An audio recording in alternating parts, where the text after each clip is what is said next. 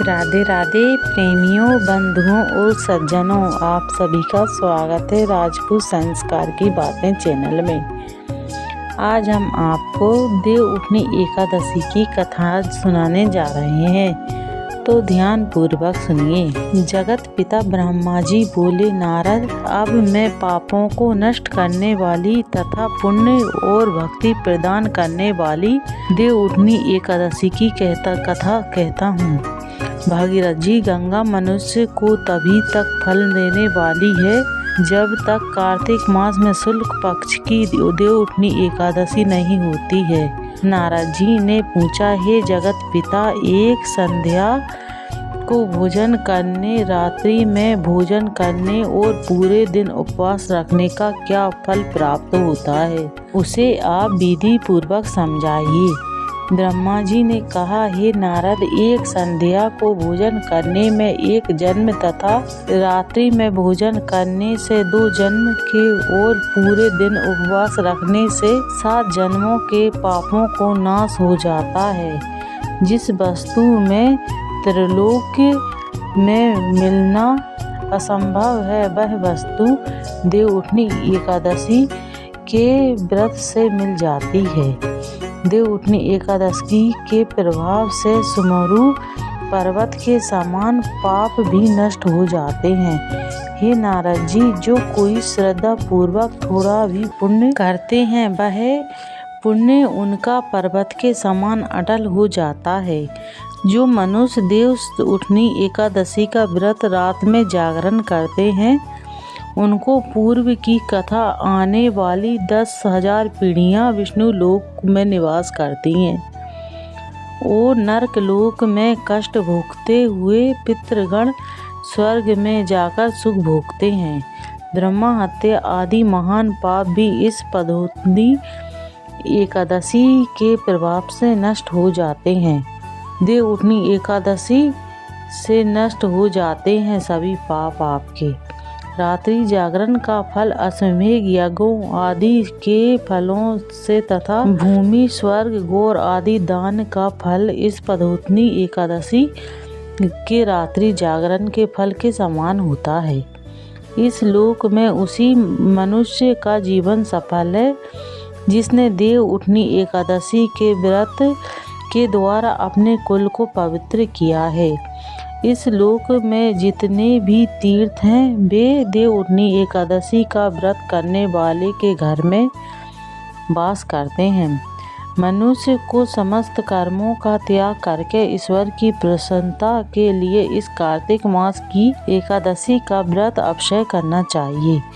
इसके व्रत के प्रभाव से मनुष्य पुनः जन्म नहीं लेता है तथा कार्तिक वाचिक मानसिक पापों से नाश हो जाता है। इस दिन जो दान, जप, होम, यज्ञ आदि भगवान की प्राप्ति के लिए किया जाता है, उसका पुण्य अक्षय होता है। देव उठनी एकादशी के दिन जो जागरण करने का फल सूर्य चंद्र को ग्रहण में गंगा स्नान करने का फल से सहस्र गुना है, जो मनुष्य जन्म लेकर करता है, वह समस्त अपनी एकादशी के आगे व्यर्थ है।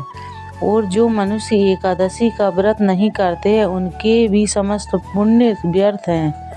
अतः हे नारद जी, तुम्हें भी विधि पूर्वक भगवान विष्णु की पूजा करनी चाहिए। जो कोई मनुष्य कार्तिक माह के अश्वमेध धर्मपरायण होकर अन्य व्यक्तियों को अन्न नहीं खाते, उनको चांद्रायण व्रत का फल प्राप्त होता है। कार्तिक मास में जो मनुष्य भगवत कथा में थोड़ा या अधिक सुनते हैं व पढ़ते तथा सुनाते हैं, उनको 100 गौ के दान का फल मिलता है। जो लोग देव उठनी एकादशी के दिन विष्णु की कथा सुनते हैं, उन्हें 7 दीपों के दान का फल प्राप्त होता है तथा वे उत्तम लोक को प्राप्त होते हैं। इतनी सुनकर नारद जी ने पूछा, हे जगत पिता, आप एकादशी के व्रत का विधि विधान करिए। ब्रह्मा जी ने कहा, हे नारद जी, एकादशी के दिन मनुष्य को ब्रह्म मुहूर्त में उठना चाहिए और नदी, तालाब व कुआं आदि में स्नान करके व्रत का नियम लेना चाहिए। व्रत नियम धारण करते समय कहना चाहिए कि हे प्रभु, आज मैं निराहार रहकर दूसरे दिन अन्न का भोजन करूँगा। हे जगदीश्वर, आप मेरी रक्षा करो। इस प्रकार प्रभु की नियम करने के पश्चात ही पूजा करके व्रत को प्रारंभ करके रात्रि जागरण करना चाहिए और भजन कीर्तन गीत गाकर कथा बाजे नृत्य आदि से संपूर्ण रात्रि व्यतीत करनी चाहिए। इस एकादशी के दिन कंजूसी को त्याग कर पुण्य पुष्प, फल, धूप तथा अगरबत्ती से भगवान विष्णु की पूजा करनी चाहिए। शंख के जल से श्री विष्णु को अर्घ्य देना चाहिए।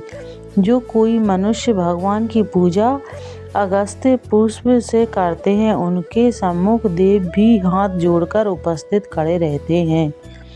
जो मनुष्य कार्तिक माह की बिल्व पत्र से श्री हरि की पूजा करते हैं, उनके अंत समय पर मुक्ति प्राप्त होती है।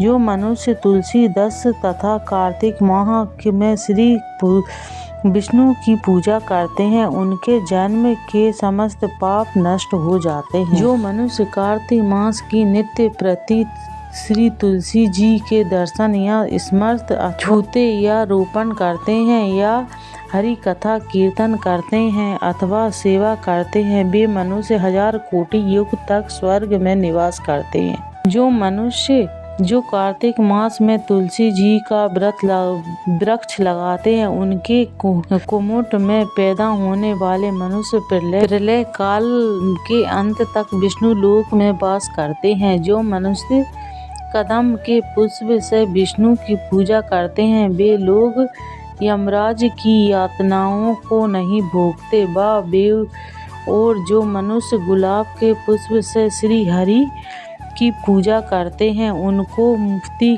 का लाभ होता है और अशोक तथा बकुल में पुष्पों से भगवान की पूजा करने का अनंत काल तक वह पूजा करने वाला शोक है मुक्त रहता है। सफेद और लाल कनेर से विष्णु भगवान की पूजा करने पर विष्णु सदा प्रसन्न रहते हैं। जो मनुष्य कार्तिक मास में भगवान विष्णु की पूजा पूर्वादय से करते हैं, वे पुरुष पूजा के फल से भी 100 गुना फल प्राप्त करते हैं।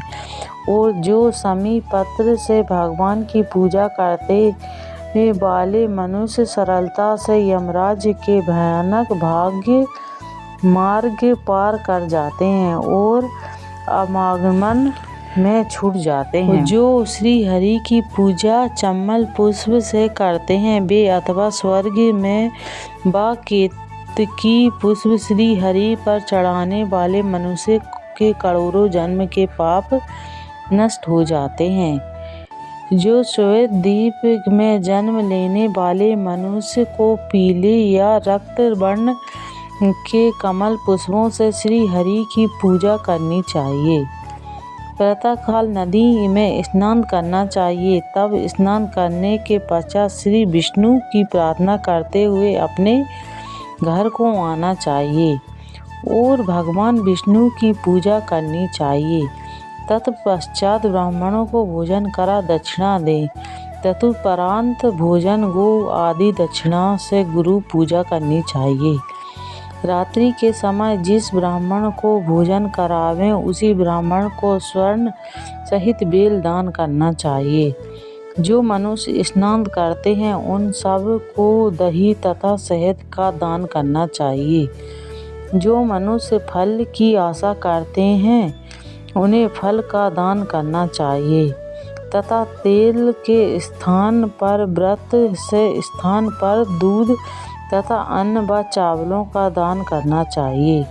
जो मनुष्य इस व्रत में भूमि पर सोते हैं, उनको व्रत की समाप्ति पर शया दान करना चाहिए और इस व्रत के मौन धारण करने वाले स्वर्ण सहित तिलों का दान करना चाहिए। जो बालों को धारण करने वाले हों उन्हें दर्पण का दान करना चाहिए तथा जो मनुष्य इस व्रत में कार्तिक मास का धारण नहीं करते उन्हें अक त्यागने वाले को शक्कर का दान करना चाहिए। जो मनुष्य देव मंदिरों में नित्य प्रति दीप जलाते हैं उनको ताम्र या स्वर्ण का दीपक में घी बत्ती डालकर दान करना चाहिए। जिस इंसान ने चतुर्मास व्रत में जिस वस्तु का त्याग कर दिया है उसे दान कर फिर से उस वस्तु का सेवन करना चाहिए।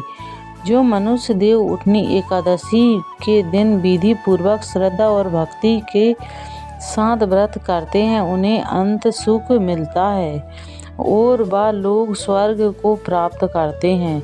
इस दिन कोचरे का सागर लिया जाता है और हमें इस व्रत के दिन किसी के घर नहीं जाना चाहिए, किसी के घर का अन्न भी नहीं खाना चाहिए और किसी की बुराई या चुगली निंदा कभी नहीं करनी चाहिए और हमें जमीन पर सहन करना चाहिए। जो कोई इन आज्ञाओं का पालन करता है उन्हें शिवलोक की प्राप्ति होती है, विष्णु लोक की प्राप्ति होती है। देव उठनी एकादशी की कथा समाप्त हुई। आपको कथा कैसी लगी कमेंट में जरूर बताएं। वीडियो पसंद आए तो लाइक करें, चैनल को सब्सक्राइब करें, बेल आइकन दबाना ना भूलें। राधे राधे।